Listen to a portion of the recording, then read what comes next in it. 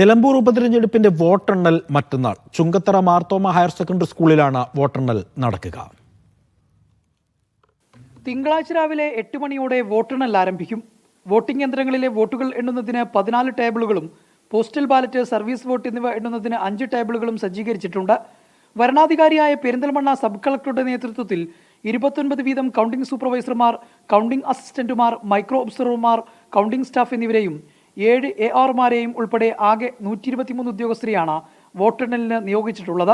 വോട്ടെടുപ്പിന് ശേഷം Chungathara Marthoma higher secondary സ്കൂളിൽ എത്തിച്ച വോട്ടിംഗ് സാമഗ്രികൾ രാഷ്ട്രീയ പ്രതിനിധികൾ, തെരഞ്ഞെടുപ്പ് നിരീക്ഷകൻ, ഉദ്യോഗസ്ഥർ എന്നിവരുടെ സാന്നിധ്യത്തിൽ സ്കൂളിലെ സ്ട്രോങ് റൂമിൽ പൂട്ടി സീൽ ചെയ്തു.